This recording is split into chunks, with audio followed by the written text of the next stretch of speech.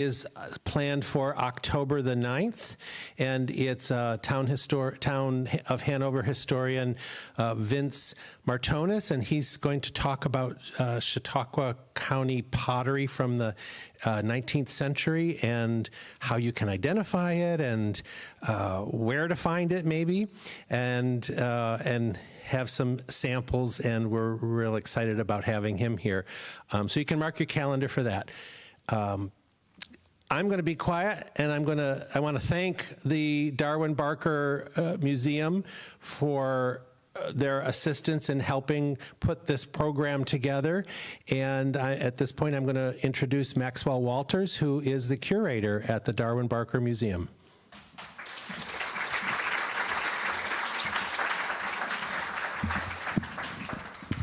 Good evening. Thank you so much for joining us. We've got a great presentation for you tonight by Dr. Ullman, and it's been a pleasure and a privilege for me working at the Barker Museum to collaborate.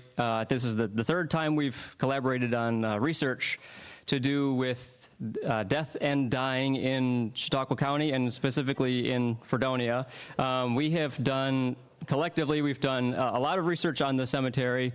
Some of you may have been here for some of Dr. Ullman's previous talks about the undertakers, which was here at the Opera House, and then as well as funeral practices as well. So we're sort of completing a trilogy here, if you will, about history related to the cemeteries.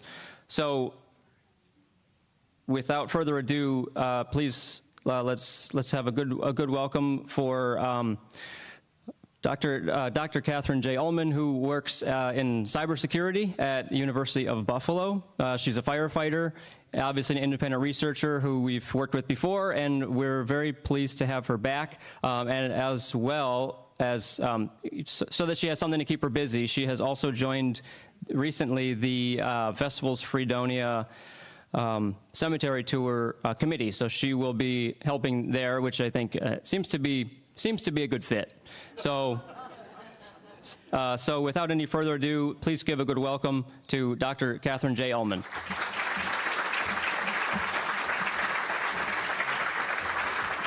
Thanks, Max, and thank you, everybody. Who was here for my Undertaker talk? Yeah, a bunch of you. Awesome. Okay, so this talk takes things in a different direction, obviously, because I'm going to talk about the stone cutters. And there are a lot of talks and things about stones themselves, and that's very interesting, all of the different symbology and whatever, but there's a lot of work done about that. And honestly, there's just a lot of the same stuff we see in our cemeteries and lots of other cemeteries. And I like talking about the people. I think the people are what make history come alive. So we're going to talk about the people. And unlike my last talk, instead of talking about going in chronological order, we're going to go backwards. So with that, people ask me all the time, why do you study the dead? This is why I study the dead and death culture. I think this is a perfect philosophical comment on, understanding the context of everything else, right?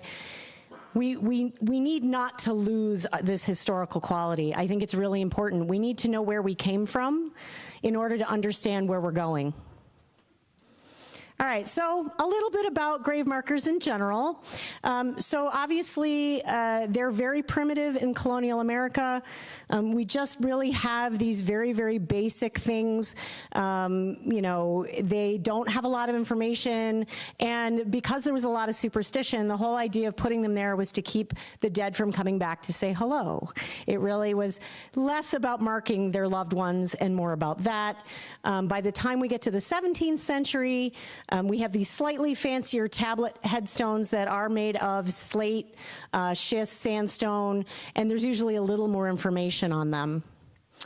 By the 18th century, things start to get a little fancier. We have stone. They're a lot more ornate and decorative.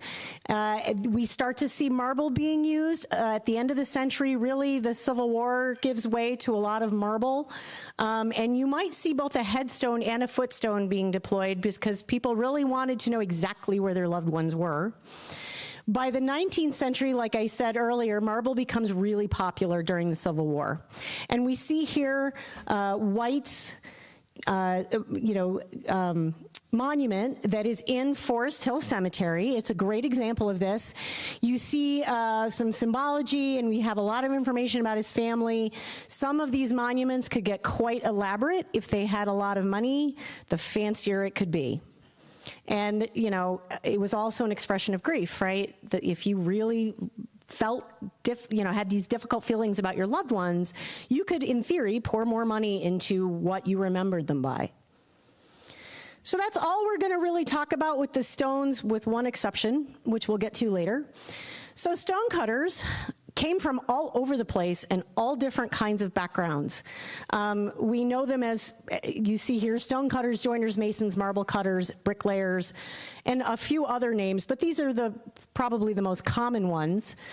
Now, what is a little less well-known is the fact that they might be anything you see up here and then some. It was not uncommon for a farmer, for example, to become somebody who's working with stones.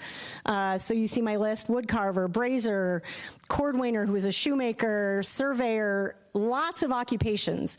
So with undertakers, it was not uncommon for them to start out doing furniture of some kind and then make the transition. In this case, it didn't really matter. People just, for whatever reason, they gravitated from one thing to another, and we'll see why one of the local folks actually did that.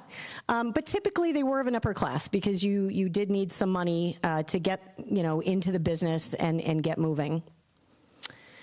So for those of you especially who are not in my previous presentation, this should give you a little bit of context about what's happening in Fredonia over the years. So the Pioneer Cemetery has its first burial in 1807, which is a young lady named Hannah Woodcock, which is very sad. A tree falls and hits her because there was a lot of logging being done at the time.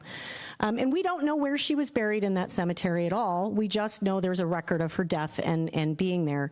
And the origins of that cemetery had to do with Hezekiah Barker providing some land for that burial. So that's the beginning.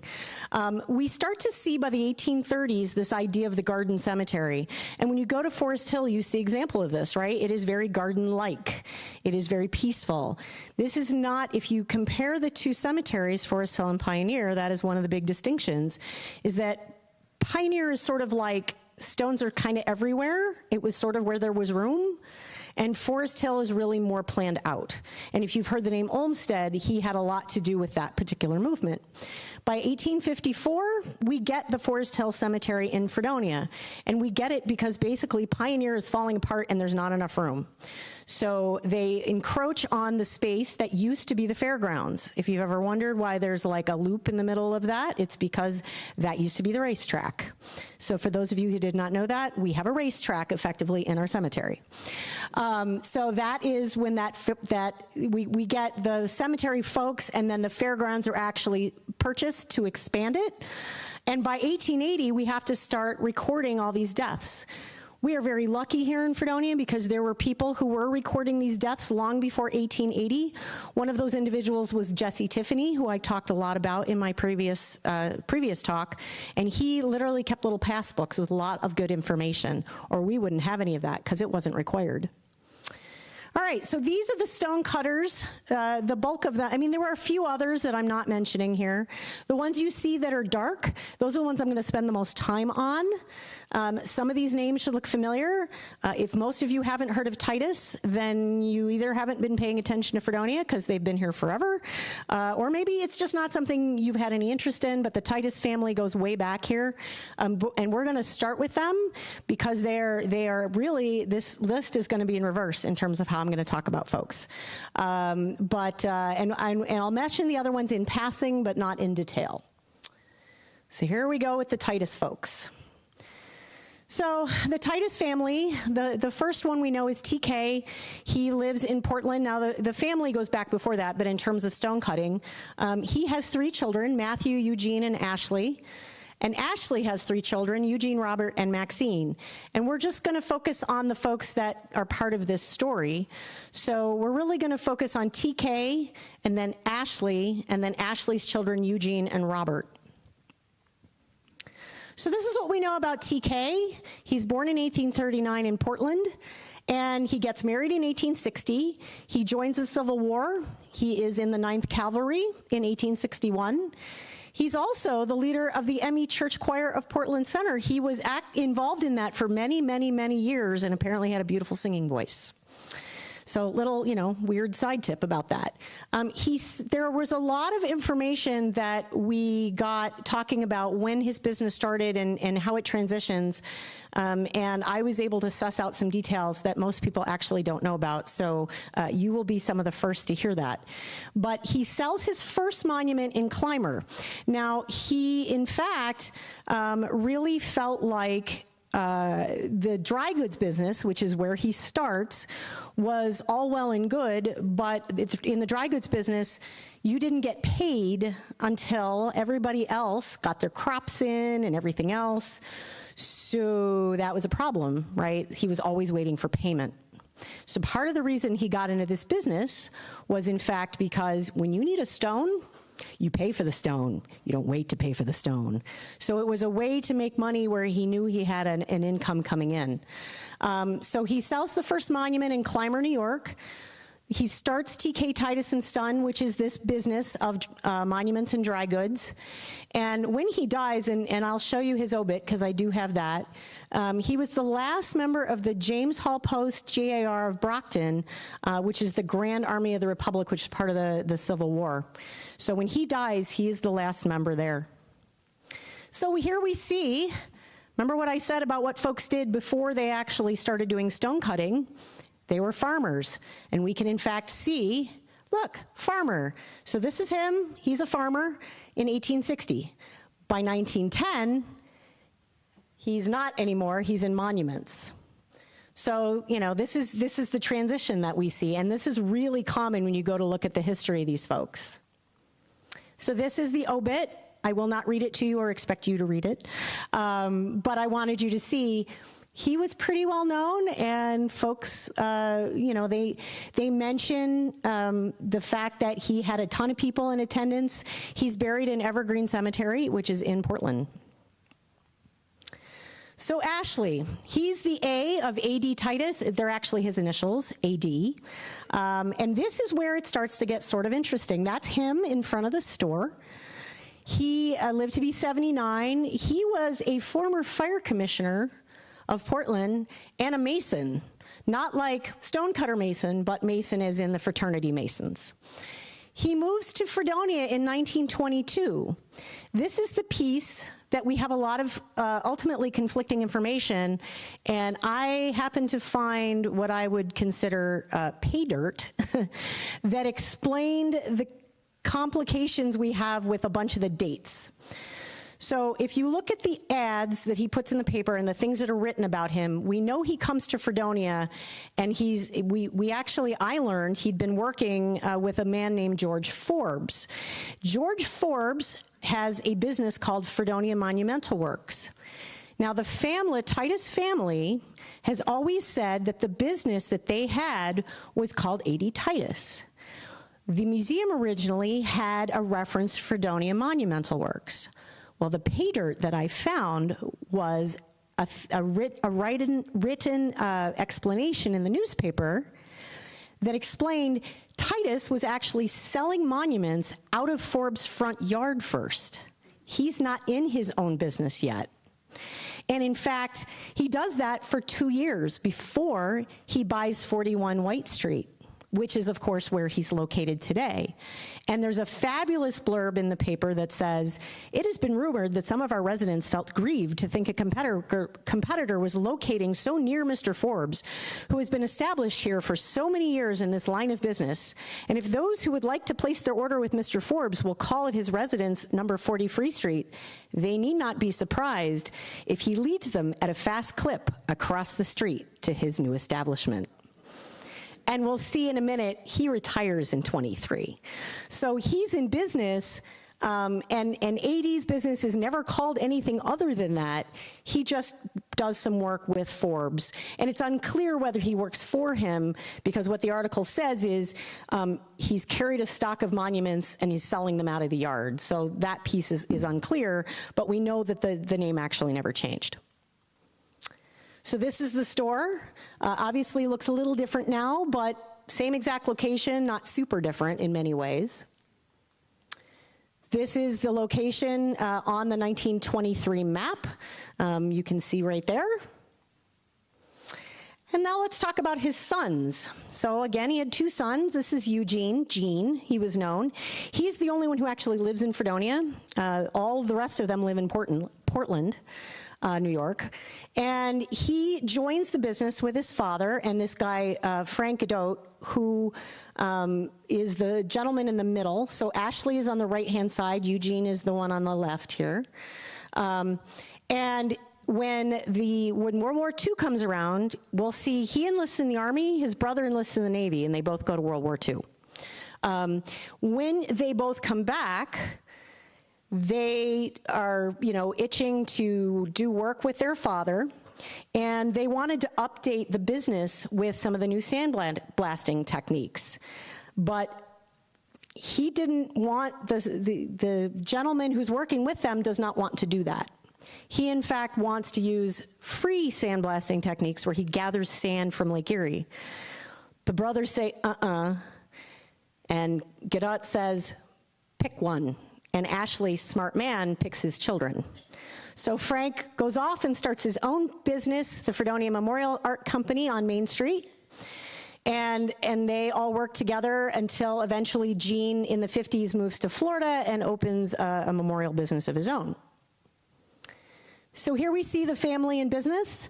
Again, you notice they're all listed in Portland except for Gene, who is at Lambert Avenue. And we see in the 1950 census here, we see Eugene is listed as the salesman and bookkeeper of a retail monument company.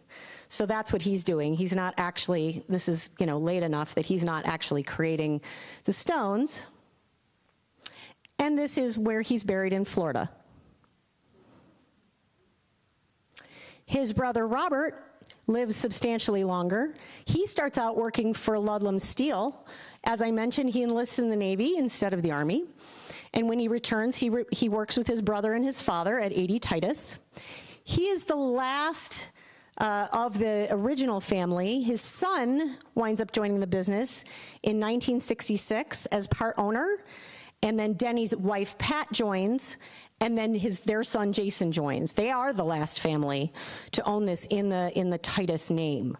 And Robert dies in 2005, and that is where what his marker looks like. So just so you know, the business now resides with Ken Haas. He buys it in 2013. And Ken was one of the people and Denny were the two of the people I had a chance to talk to about the family history to try to put some of these pieces together. All right, so George Forbes, like I said, we're kind of going backwards in time. So I mentioned George had this business. He comes all the way from Scotland, and he emigrates in 1860. And in 1862, he too joins the Civil War as a volunteer with the 160th Infantry. He has a wife and 2 children. He lives on Free Street, which is now what we call Lambert. And he ultimately moves what he calls the Fredonia Granite Works from West Main Street to Free Street in 1885. And we see, at that point, of course, it has this other name. And eventually, in 1923, he retires and gives the business to 80 Titus. This is, you can see the census, he's a marble cutter in 1900. So here is where that business was, right across the street, essentially, because this is White Street up here, right? So this is where they wind up, and this is one of his ads. All right, Smith. Well-known name. Everybody knows somebody named Smith. But in this particular case, we're going to talk about E.M. Smith. So E.M. Smith had 3 children, he and Julia. And he's one of the earlier stonecutters that I find. He is from Attica. And we're going to see, for those of you who attended my Undertaker talk, people hopped in and out of business with each other. Like, I mean, it's crazy. Like, faster than most people say, you know, change their underwear. It's nuts. I could find no evidence of when he gets into business with this gentleman, Stephen Bushy, but by 1849, he's out of it. He locates his business across from the churches on Main Street. We'll see some ads for this. And at some point, he gets in bed with a guy named Hamilton. We don't know much about this Hamilton. It's going to be different from another William Hamilton I'll talk about later. They're in business till 52. So my guess is probably around 1850, between 50 and 51, he gets into business with this Hamilton, but we don't really know anything about him. And he dissolves that business, and then he owns what he calls the Vermont Marble Factory, which is found in the basement of the Johnson House under the post office, and we'll see some pictures of that. And in 1854, he's like, I'm done, and he sells the business to his brother, D.E., who we'll talk about in a minute, and he moves to Indiana. But remember how I told you that these folks started as other things and then became stonecutters? Well, some of these folks go on to do other things too. So first, let's talk about the dissolution. So we see, I know these are kind of hard to read, but this is an ad from the 1849 Censor that talks about he's in business with Bushy and he's ending that business. This is his census entry in 1850, showing that he is in Pomfret and he is a stonecutter. And we can see his wife and his kids. Now we have the Fredonia Marble Factory that I mentioned. So 1850, he's in business, and he's opposite the churches. So what does that mean? Well, this is what this means. So he's over here somewhere. We don't know exactly, but here are the churches. And that's why we know he was roughly over here somewhere. So here's where he and Hamilton split up. We don't really know anything about that. But I wrote this out because this shows how he's moving. He's going to be in the Johnson House. So before we saw where he was, now he's going to be in the basement under the post office, which of course is not the post office we think of today. And here are just a couple more ads that show, they also, if you were to read the details, they also show he mentions where he is located. But these are ads that he had, and from 1852 and 1853, that he had this manufacturing. Now, a lot of the marble today, it comes, right now we use a lot more granite. That's really more the common stone because it's much harder. And in fact, one of the things that I learned from Denny Titus is that the reason why marble was super popular and didn't move to granite until about the time AD starts his business, because they'd been doing granite pretty much right along, is because the tools didn't exist. We needed a way to cut that really hard stone. So unfortunately, a lot of our stones in Forest Hill and particularly in Pioneer were marble and other softer stones. And it was very, very easy for you to cut them, but it also means they wear a lot faster. It's not that you can't still get marble, but it doesn't last as long. So a lot of this material comes from Vermont, always has, including now the granite. So this is the Johnson House. This is a picture of what it looked like. It was this humongous building here. And if you're looking at this picture like I did, and you're like, okay, I kind of get where that is, but where is it really? Here's where it was. So, I mean, he was over here before somewhere. Now he's kind of across the street in the basement here. And again, we still have the churches over here. So this is the next location where we see them. So this is one of the weirder things that I uncovered. So poor E.M. Smith lost a child. We don't know anything about this child. I couldn't find their name. I couldn't find when they were born or anything about them. But we know that as a stonecutter, he made a stone for them, and it was defaced, which is horrible. So he puts an ad in the paper offering a reward, and the censor themselves, in fact, call out that ad because people are really upset this happened. And I found no additional information about this, but I thought it was interesting. We kind of guess, because it was 1853, that was probably about the time, that he put that stone in. So here we see he's in Wyoming County, and he is listed as a marble dealer. But by 1880, he's moved to Indiana. What's he listed as? A farmer. Okay, that's interesting. This is more interesting. He becomes a doctor at some point. Who knew? So this is his stone from when he died in 1894, and he apparently was well known both as a farmer and a physician, because that was a thing back then. Very unusual. What? Yeah. So this is his brother, who he sells the business to. He lives on Green Street, which the modern address would be 9. And as I mentioned, he buys the business from his brother in 1854. And he moves the shop to Main Street opposite the cabinet ware rooms of Gilbert and Brothers. If you were at my first talk, you would know they were some of the early undertakers of Fredonia. Convenient when you can be in one place and get all the things you need. The business was called, at that point, he called it the American Marble Company. We know that he was the past district deputy Grand Master of the Oddfellows. The Oddfellows were a fraternity pledging to visit the sick, relieve the distressed, bury the dead, and educate the orphans. And if you've seen the building in downtown Fredonia that says IOOF, that is in fact the Oddfellows building. So he becomes a trustee of the village, so very involved in the village, not just doing the stone cutting thing. He supports the normal school. We see all of that happening throughout here. And then he too decides, I'm done with this, and he moves to Iowa, but he doesn't become a doctor, he starts a marble shop. So here's essentially the notice that explains him buying the business from his brother. And this is where he's moving it to the space on Main Street. So this is the 1855 ad. And by 1867, this is where we can see it is located. So here's another really, really interesting thing. He buys the rights to a patent for daguerreotype cases. Daguerreotypes, for those of you who are unfamiliar, were early photographs, effectively. So now you can have a picture of your loved one as part of your tombstone.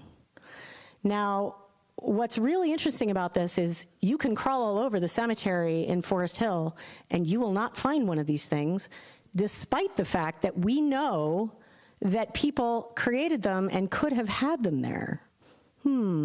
That led me on a pretty wild rabbit hole adventure. I found the patent. This is, in fact, the patent that he pays for. And then this was sort of interesting. He partners with a guy named Mace. So we'll talk briefly about P.F. Mace. So he gets into business with him. He's still in the same location. So now let's talk about Mace, and we will come back to Smith. So Mace is born in England, and he marries a Laura Smith. I could find no connection between Laura and the Smiths that we were just talking about, even though, it seems like maybe that was possible. We know he joins the business. He also is on the list of the people who supported the normal school. And by 1878, he's in business by himself on Green Street, and we know that in 73, his partner's already moved on, so it's not too surprising. We don't know a ton about him. But this is an ad where the two of them together are talking about their daguerreotype cases, and that they are the only ones in the area who offer this kind of thing. It is an exclusive option that they offer. Again, I'm thinking, boy, it would be so cool if I could find an example of that. So then I find this ad, a tasteful monument. And if you read through this, it talks about the Vermont Marble Factory. And it's for this Mrs. Nancy Sinclair. That is a name of the family that settled Sinclairville. I wonder. So there's a beautiful description of this. I have a friend who lives in Sinclairville. And guess what he found for me? So this is the daguerreotype. We don't have the photo, unfortunately, but we do have the holder, and you can see, sort of the concept of how these two go together. And this was Nancy Sinclair, the daughter of the founder of Sinclairville, who had one of these things. And here's some close-ups so you can get a better feel for what this looked like. Pretty cool. So the last thing we kind of see is Smith and Mace moved to Canada Way, and this ad talks about them purchasing the Wiley property, which we can see over here. And so this is the last place we know where they are, and then of course when Smith leaves, Mace must move the business to Green Street, but we don't see anything about that specifically. All right, who's heard the name Damon? At least a few people, right? Who wants to hear about Joseph Damon? Yeah, okay. So we'll get to him. There's going to be a lot about him, and I will warn you now, there are so many little tiny bits about that story, I can't cover them all. But I will do my best to give you a comprehensive view as much as I can. So Damon was the first stonecutter family in the area. They had a business not right in Fredonia. Stephen and Hannah have 3 children, Martin, Joseph, and North. And this is where their shop was. So they're a couple miles out of town, Leona area, and this is a map from 1829. But they're already here by like 1808. They're here really early. So first we're going to talk about Martin. Martin was Joseph's brother, and we see an ad for him. The family, as I said, moved to Fredonia in 1808, and we know for sure he himself is in the stonecutter business in 1814, and you'll see the magnificent stone that he created that some people are familiar with. He also created a stone for something called the Cascade Hamlet Building, which we'll talk about in a minute. He gets married in 1822, he has 2 children, and here's this other Hamilton, William Hamilton, and he's in business with Martin. And if you note the ad that's up here, it is 1829. So I don't know that William was in business by himself for very long, because within that year they connect in some capacity. And for, spoiler for those of you who don't know, Joseph gets accused of murder. Okay, that's like the big story, so that's probably what some people are waiting to hear about. He is so sick in 1834, he can't even make it to the trial. And he dies in 1835. We actually have no idea what killed him or what happened. We just know when he died. But it's very interesting to note that he was already pretty sick in 1834, so sick he can't go to to the courthouse. And that suggests to me perhaps whatever whatever illness he had, maybe he didn't recover from. This is the spectacular stone we know Martin created. The image that's here on the left, this is the original stone. This is in the basement of the Barker Museum. It is in the basement because if you tried to move it right now, it would fall apart. It's a very delicate thing, but thanks to Max, we have a fabulous picture of it. The thing on the right is a recreation, and if you read a bunch, there's words on the back. His granddaughter, great-granddaughter had that made, because the original, you can see at the bottom here, it was broken. It had fallen over. So she had a replacement made. And so that's the reason why we still have the original, because it's preserved elsewhere. And if you look carefully, you can see engraved by M. Damon, Fredonia. And this is only on the original. It's not on the replica. So it's kind of cool thing to be able to see. So he also was involved in something called the Cascade Hamlet. The Cascade Hamlet was this really big building in the center of town. You can see where it was. This is a really old drawing of where things would have been, Spring Street, Maine, where the first gas well is. So, where the rock is, you have a pretty good feel. This is Canada Way, right? And it housed what was called the Hamleteers. And they were a whole bunch of different mechanical type businesses. So you can see blacksmith and wagon makers, tin and coppersmiths, et cetera. And that was the intent. It was the intent of the guy who built this to bring all of these folks together in one place to make it easy for people to come and, order wares or buy things or whatever. And Martin was one of those people. And what's interesting is the fellow who decided he wanted this built declared that there would be no alcohol in this building. So it was not only a place where people worked, but it was meant to be a dry space. So it's a little hard to see here, but if you look here, this is in fact the creek, so known as Scott's Creek or Wiley's Creek, and it's actually what powered the mill in that Cascade hamlet all those years ago. And this is the closest thing we have. We don't have a picture of the building. The building, I think, lasted 10, 12 years roughly.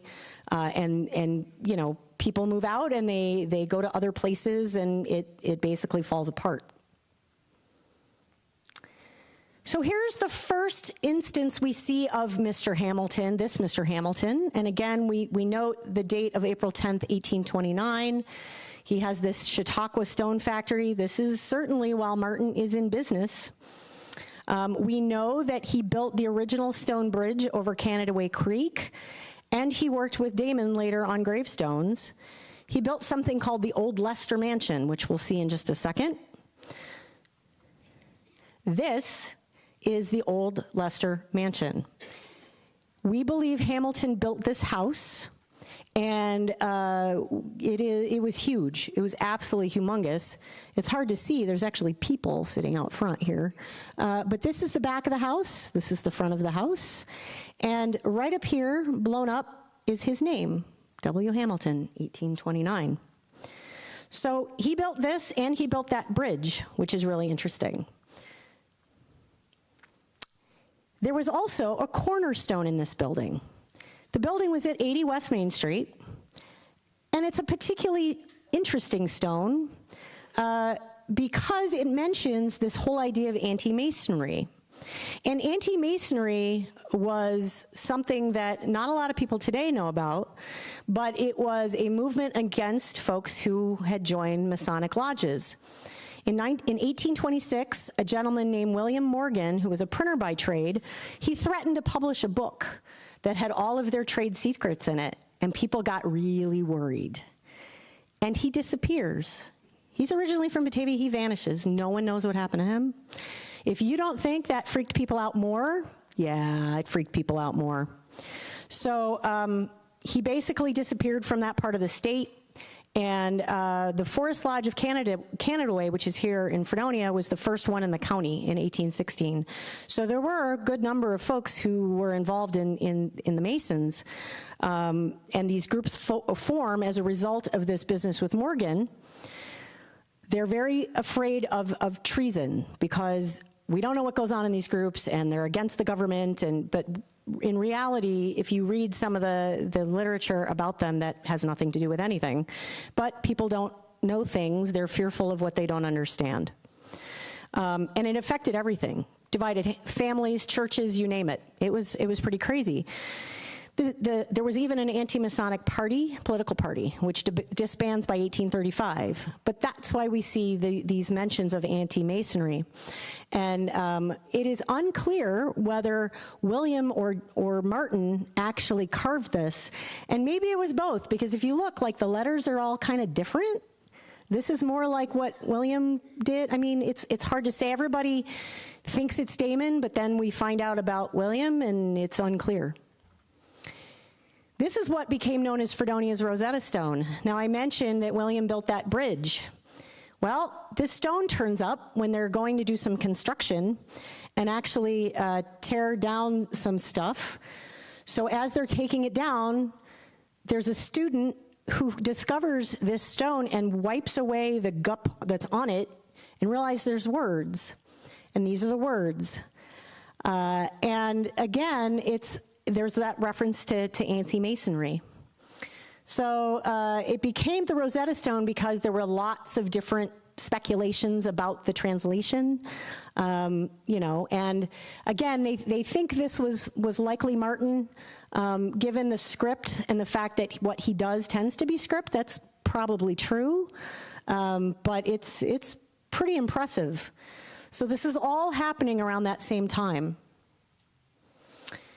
So here's an interesting thing that when you think of elopement, right, you don't think about this, right? This is not what you think of. You think of, a couple going away, sneaking off, yay. No. In the late 18th century and throughout the 19th century, you see these ads for elopement, and they're just like obituaries and birth and death announcements and all that sort of thing. But aggravated husbands would take out these ads against their wives to announce they'd eloped. And elope doesn't mean what you think it means. It means they ran away. That's all it means. It doesn't mean that they left forever, and in fact, they probably do come back. But ultimately, they're all pretty similar. They all proclaim that they don't have responsibility, specifically financially. So his wife apparently runs away. We don't know who Zena Allen is, but clearly, there's an issue there. All right. Now the person that you have been waiting for, Joseph. This is not Joseph Stone, but I did find a reference that he may have actually created this stone. This is George Patterson Jr.'s stone. He was a Rev War vet. This is not in Forest Hill either, but he lived from 1756 to 1825. You can see the stone is in pretty rough shape, but it's kind of that same design. And there are a couple of other stones in Forest Hill that actually have similar design. And my guess is one of those brothers had a hand in these stones, but because they're so worn away, we don't have any way of knowing. So he gets married in 1822. He has 2 kids. We know he worked in the stone cutting business. But what's interesting is that he has some medical issues. He's treated regularly for horrible migraines and internal bleeding. It is not clear exactly what that means because we're talking about medicine in the 1800s, which, is kind of sus, right? We don't really know. But from some of the descriptions, it could very well be he had like ulcerative colitis or Crohn's or some sort of GI bleed issue. So here we have an ad for him on the left. Again, he's in business. It's very similar to, he talks about his shop on the Little Canada Way Creek. So this is the home shop that's all the way out where I showed you that map. Then what do we see here on the right? Yeah, his wife takes off. But what's weird about this, she takes off with furniture. Who runs away with furniture? But it's the same tone. If you read the rest of it, it's the same tone, basically saying, look, I'm not responsible for any debt she's incurred, blah, blah, because, that's what happened back then. So here are some words from Joseph directly. Now, I will tell you that this description comes, this is a little out of sequence in that we don't get these words from him until just before he dies. So, but I wanted to put them in here so that you understand what he went through on a regular basis. So he describes these episodes as a powerful tendency of the blood to the head, a heavy pressure of the veins, great dizziness, confusion of the mind, and at times indescribable distress. His physicians tell him, you need to avoid hard labor. Yeah. In the stone cutting business. Now, I will tell you that at the point this is happening, his father's like 80 years old, and he and his brothers are the reason why they're putting food on the table, because his father can't work anymore, and his mother obviously isn't doing any of this. So he continues to work, but not without problems. He gets prescribed nut gall in spirits. You can see down here, galls are an astringent, and they were used all over the place, including passive hemorrhages. This was given to children, too. They would put it in milk for children. and they would put it in wine for adults. So keep that in mind. When he felt like his veins were just too heavy, he would go see one of the 2 local doctors who would bleed him, and he would feel better for a little while. It was, based on the embarrassment of these, what I would call sort of like attacks, and the fact that he had to go have somebody bleed him. This is pretty embarrassing, right? He doesn't like this is happening, but we don't really understand this back then, and he's just trying to make a living. So I debated whether to leave this in. This is an interesting ad that happens in 1833, but I think it shows a little tiny bit of his character. He and another gentleman, Robert Mellon, are defending a gentleman named Mr. Bartholomew who dies. And all of these assumptions are made that Bartholomew dies because he drinks too much. And these 2 gentlemen go to bat and say, we worked with him on the day he died, and he was drinking water. It was not alcohol. Kind of an interesting snapshot. All right, well, let me grab this.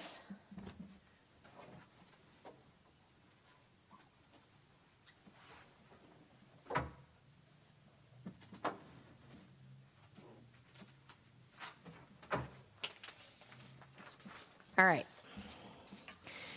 This is kind of an overview of his wife's death. I'm going to take a minute or two and read to you what was in the paper that the public would have known about what happened here. There are a ton of details that get left out of this.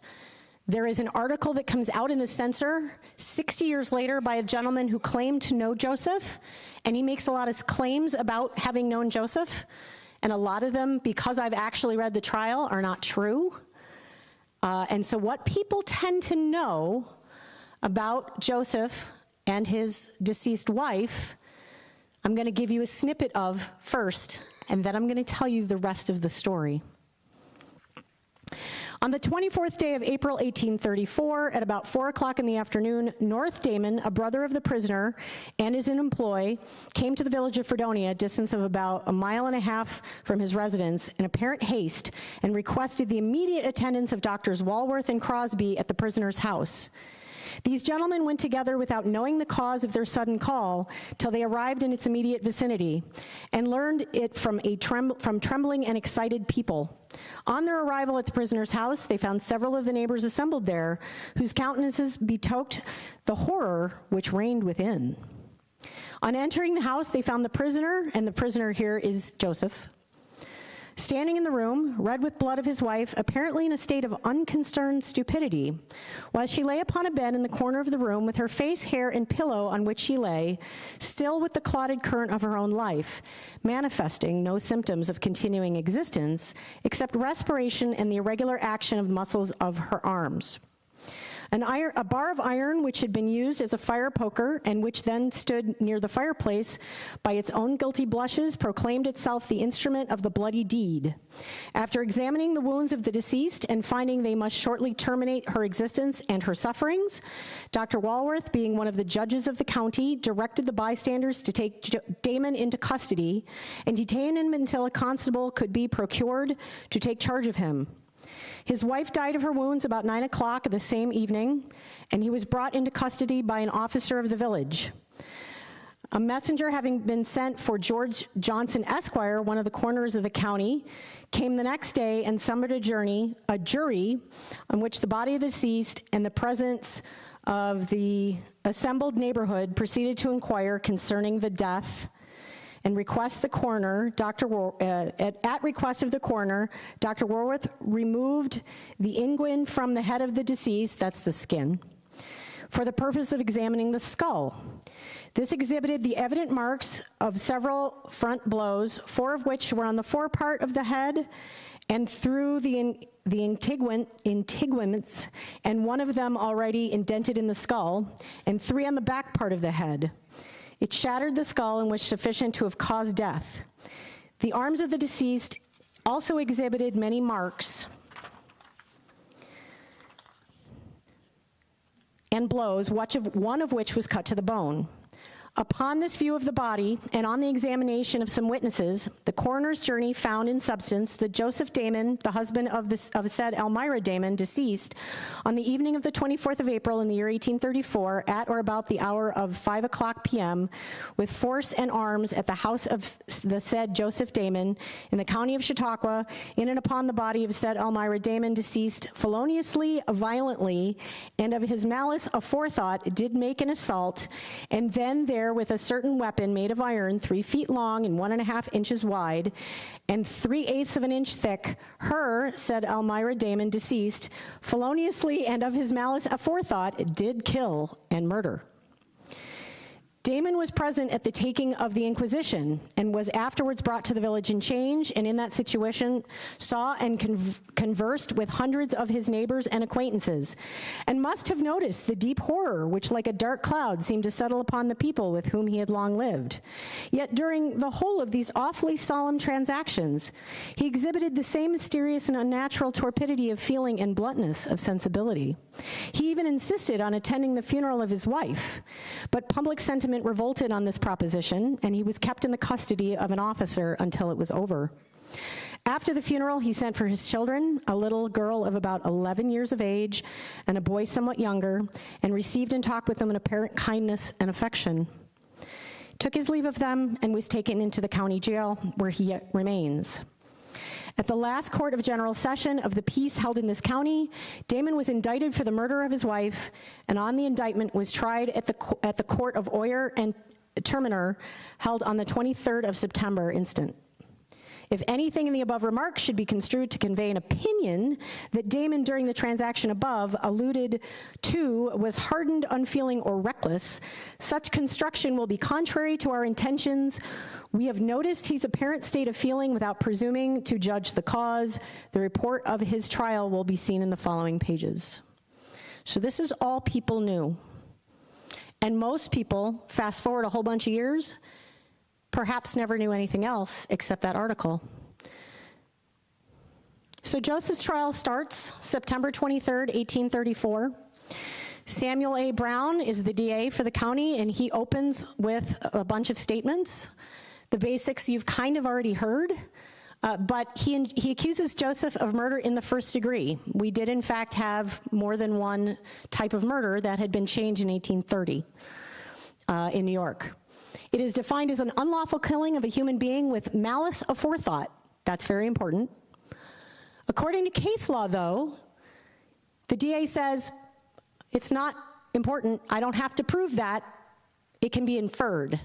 And in fact, it can be inferred in this case because the victim was weak and feeble, which in fact she probably was, along with the weapon of choice. That's enough. We can infer from that.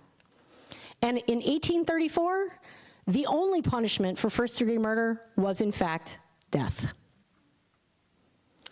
So the prosecution brings in a bunch of folks, and they start with the 11-year-old daughter, which is heartbreaking in my opinion. She claims, they ask her, where were you? And she says, my dad sent me outside to pick up chips, meaning wood chips. So he has that I mean, there are a lot more details, like I said. I'm skipping a lot of things here to just try to give you the big picture. Dr. Benjamin Walworth, the name we've already heard because he's one of the two doctors that comes to visit the house when all of this happens. He testifies about the wounds that were made with the poker. He said specifically 4 wounds on the front, only 1 indentation on the skull, but not fractured or broken. The back of the head had 3 more cuts, and the skull was fractured from ear to ear. 2 of the worst wounds in the back form a V and shattered the whole back of the skull. After death, he finds other wounds on her arms, including 11 of them, 1 that cuts to the bone. But I will just mention, there is nothing in here that talks about blood on those particular wounds. So cut to the bone, weird. All right, so this neighbor who comes in to see, she arrives very quickly after this happens and asks Joseph, what did you do? And he says, Elmira tried to hit me with the iron bar. He caught it in his hand And when he did so, she falls back and hits the chimney. Okay. Several witnesses claim that his wife was afraid of him, and that some had heard, quote, cries of murder, whatever that means, from the house, but hadn't heard that in several years. We also know that several witnesses claimed Joseph was a drinking man, but no one had actually ever seen him drunk. Mrs. Allen notes in particular, by the way, that Joseph seemed willing to do anything he was required to do, including help clean up the blood and help with the body. He kisses her, he calls her by name. He seems very attached to her. So the testimony for the defense is predominantly, there are a few other people, but the two biggies, of course, are his own brothers. North says, man, he was weird. He wasn't paying attention to stuff the way he normally does. His eyes were wild, and this theme of wild eyes you kind of hear throughout this trial. And he mentions that Elmira had a drinking problem. And in fact, not only did he have a drinking problem, but she had a temper. And she would say some very not nice things to him. And also, we find out that he had to lock up his whiskey because she would get into it. He had whiskey for his men, but had to lock it up. Remember that Martin couldn't actually come to the trial. He's too sick to attend. But this is how he describes, they send somebody to get his testimony, and this is what he says. For several years past, Joseph has been subject to turns of dizziness and blindness, insomuch that he would be obliged to stop suddenly and stand perfectly still for a minute or more, and then he would be over it and go about his work. When Martin first arrives, he testifies that Joseph says, "For God's sake, come here, I'm afraid I've killed my wife." And Martin's like, "What?" And so he says it again. And this comes out in the trial. James Mullet, who was the lawyer one of the two lawyers for the defense, but the primary lawyer, is spectacular. His testimony is absolutely brilliant. I wish I could impart to you how amazing he is at supporting all of the facts that are in this trial. And he's in fact very well known and very well respected in his own right. But when he goes to meet Joseph, he's heard all this stuff in the community. Things like, that man should be killed. There is no support for Joseph at all. The community has already made up its mind. It's pretty horrible, in my opinion. So there's some pretty significant prejudice against him. And he hears, that Joseph is this horrible human being who beats his wife and blah, blah, blah, and all these terrible things. And then he meets Joseph for the first time, and he finds this man who is curled over and devastated about what's going on. And his own observations of what he sees versus what he hears from the community confuse him.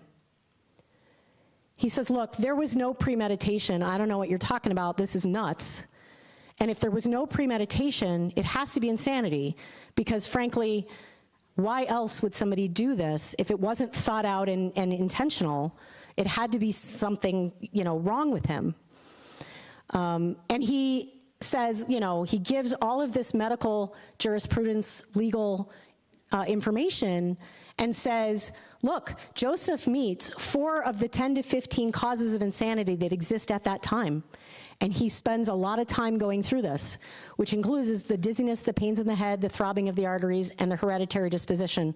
We do hear at one point that the Damons had some relatives who were known to be crazy. So that's part of what gets brought in during the trial.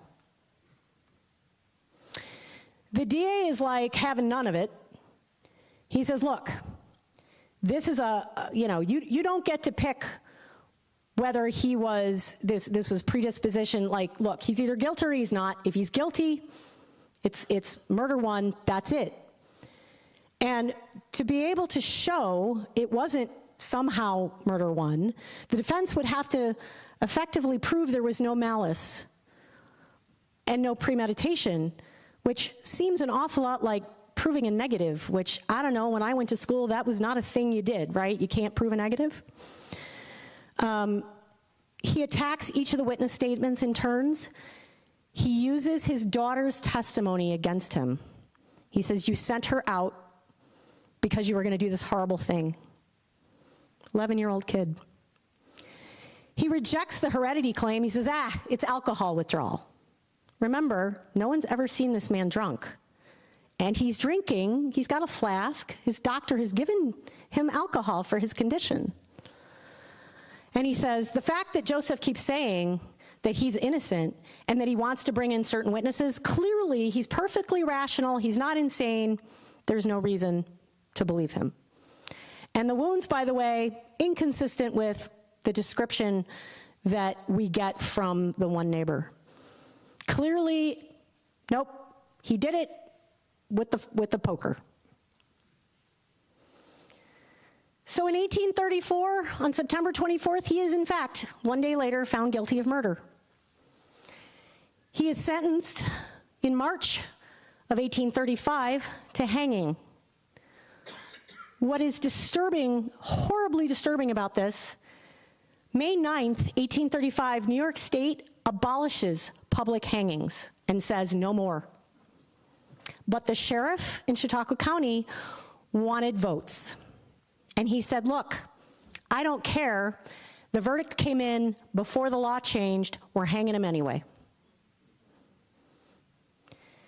Now, when they go to hang him, what I will tell you is that the first time they hang him, the rope snaps and he falls. And he says, essentially, can I go now? And they're like, no. And they hang him again, and it's successful. Before he is hanged, he spends about 20 minutes speaking in his own defense, and I will read you a small portion of that at the very end, because I want you to hear it in his own words and make up your own minds. It was quite the spectacle. This was done in Mayville. There were 10 to 15,000 people approximately, depending on where you look, the numbers vary. But much like what happened in medieval times, it was a big public spectacle and everybody came out to see it. People were, in some cases, as horrified as you think they were, and in some cases didn't seem to care, depended on, the account that you read. His body initially gets buried, and he gets buried in Pioneer Cemetery. His brother is terrified that medical students are going to dig him up, or somebody is going to dig him up, knowing, of course, why he died. And in fact, he spends time at the grave trying to protect it, and at some point he leaves. And what do you know? They dig him up. And there's quite a lengthy story that Doug Shepard has about what happens to the body after that. And to make a very long story short, it disappears. And between when this happens and when it disappears, the skull gets loaned to a phrenologist. So it disappears first. The rest of the body, the articulated skeleton vanishes. We, to this day, do not know what happened to those things.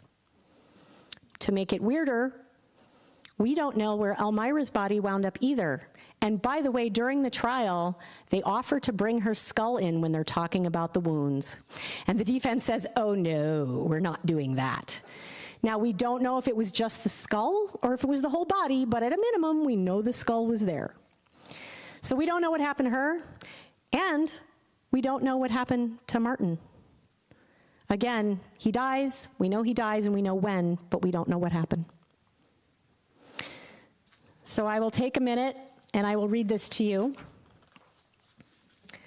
After I arrived at home, I lay myself down upon the bed for a while, and then arose, took my team, and went to the woods for fuel.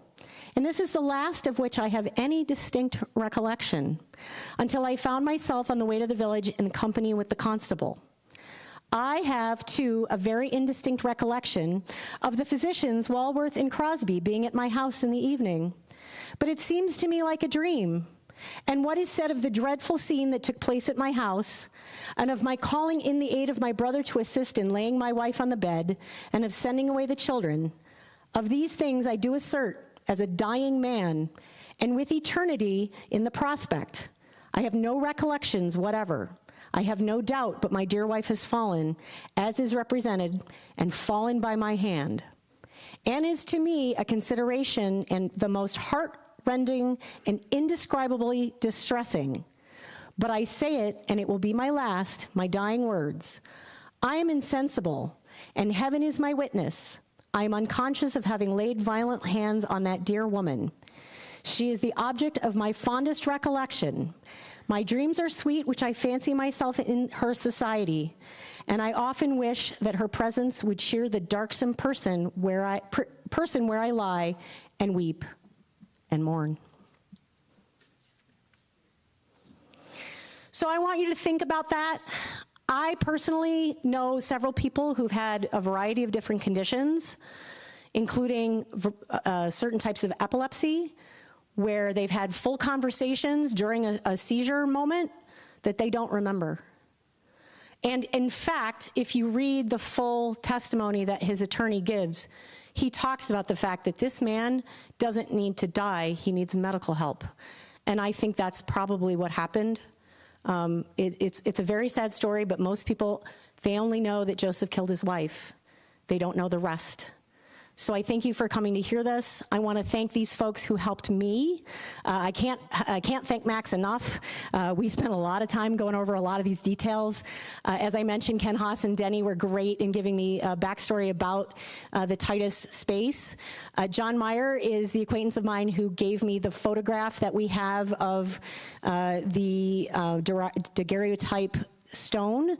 Doug Shepard's documents were phenomenal in my research. I want to thank Dan Rewalt for recording tonight's session, and I want to thank Jason Sample and Sherry Golnitz, because without that, we would not have the full testimony from the county. They were the ones who provided it. And I will step out on the stage momentarily in case any of you might have questions. Thank you.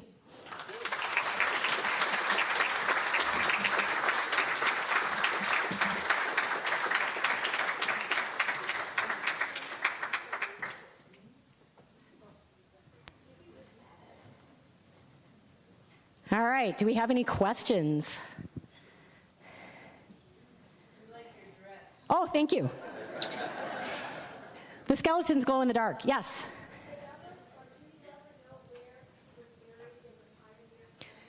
Do we know where he was buried in Pioneer? We don't. We don't know, because basically he disappears so quickly.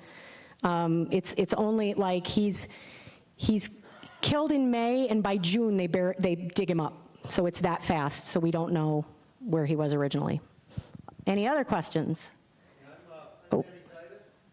I'm very thankful that my time in the monument business was not nearly as exciting. And I also must say that just beside me is Cal here, is my wife Pat, and we are still together. She didn't run off with my furniture. Woo! Thank you, Denny and Pat. It is a long-established business. We are still grateful to have the business here, even though the two of you are not running it anymore. So thank you. There was a question back here I saw. Yes? Was there a patent on the daguerreotype? The holder. There was a patent on the holder, yes. And that picture that I showed you was, in fact, that patent. He did not get it, but he paid to use it. Was the idea to keep the daguerreotype in the monument and take it out when you would visit?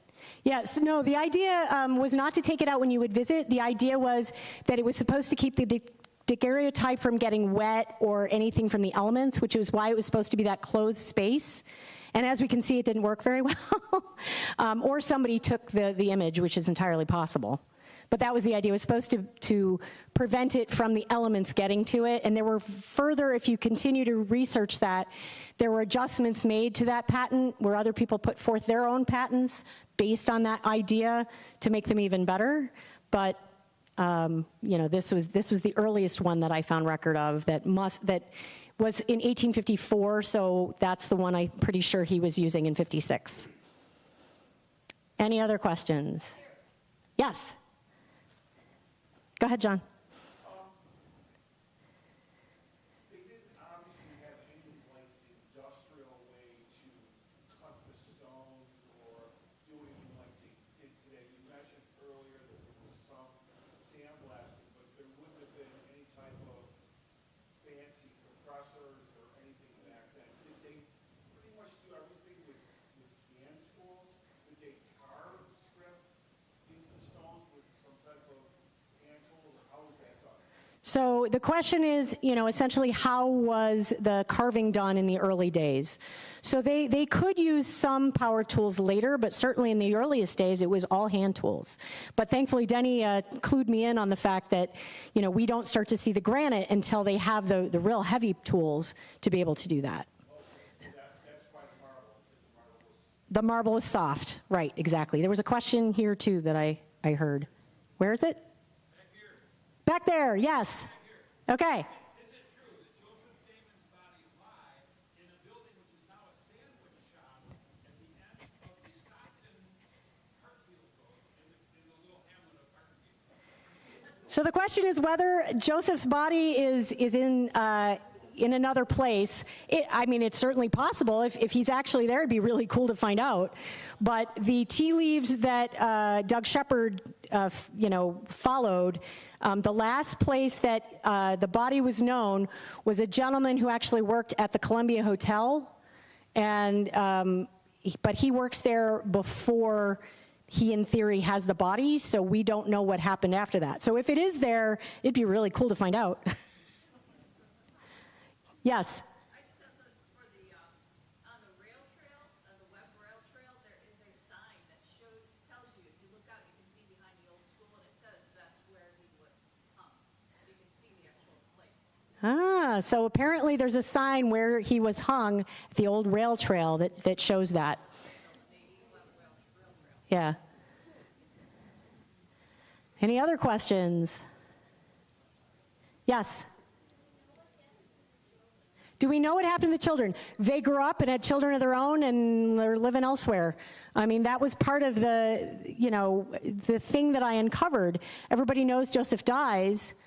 And I'm like, well, the kids, where are the kids? And they, in fact, grow up and have kids of their own. I don't remember exactly where they were living, but we can follow them a little bit further, yes.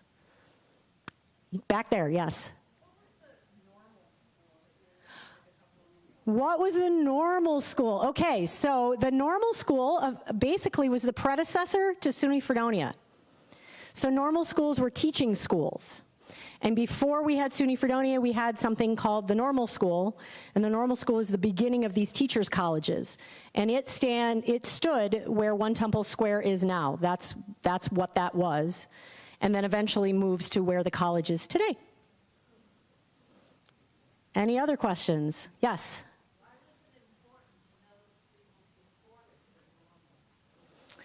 Why was it important to know that people supported the normal school? So what I was trying to do is build a picture of these folks beyond their jobs and their involvement in the community. And so these folks were clearly, they had signed documents that they were in favor of there becoming a normal school in Fredonia, which says a little bit about their character and their involvement in the community. And because I want folks to know, like, just because you were an undertaker or a stonecutter doesn't mean you didn't do anything else, right? Like, some people couldn't because that's what their jobs were so involved in, but most of them had other things they were trying to do to help the community.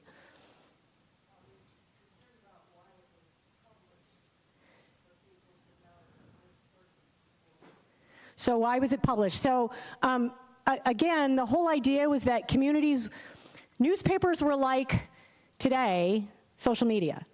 So everything gets published. You going to visit your great aunt Edna and coming home, that gets published. So it's not really a why, it's just that they would let folks know all of these people are in support, and there was a big ad that had all the names listed. We see lots of documents along those lines throughout time, depending on the different projects. We have when the group gets together to build the Forest Hill Cemetery, there's a whole list of names that gets published. These people are all supporting this and part of this group. So it's just nice for us, right? Because now we know something about the history. But I think at the time, it was just kind of telling everybody what was going on, just like we see in social media today. Any other questions? Yes?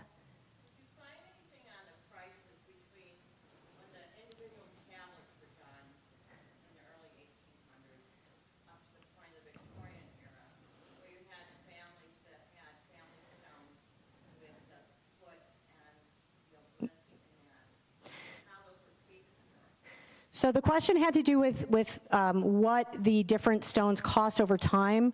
I honestly didn't spend a lot of time looking into the details. Denny and I talked about the fact that the cost of stone doesn't change radically over time, but the cost to quarry it and to manufacture it and all of these things become more and more expensive. So, you know, I would expect if you were to go back and look, you would see a gradual increase in price. And of course, by the Victorian era, where you have these giant obelisks and whatnot, those are going to be way more expensive than something smaller and earlier. Different materials, too, as time goes on. Any other questions? Yes? So I'm just curious about your understanding of cemetery, because we were just there. Mm-hmm. You could tell, you feel that these stone cutters have like an artistic, there's a lot of headstones that look the same there. So you can tell they must have come from the same, you know, stone carver. I mean, do you find that in general in small towns like that as you're researching these stone cutters, that their expression is one of the same? So the question has to do with essentially stylistic one in terms of the stones, and do I find that, you know, we see certain stone cutters doing the same kind of style? Yes, especially like, that's why I said, you know, you see the stone that Joseph supposedly made, you see the writing that we know Martin did, and the sort of fancy work that Martin does. We don't see a lot of other stones like that. I mean, we see a couple that might also have been his, but wherever you're sort of taught to do that, it seems like you bring that with you. And because, you know, we can see some of these other stone cutters are coming from like Scotland, and they're coming from London or England or wherever. And they all seem to have their own styles, which, you know, in some cases evolve, and in some cases are just, this is what they do. So I can't say that I've spent a ton of time looking at the markers themselves, because again, the talk in particular was focused on the people, but that's at least been my observation. Another question back here. Yep.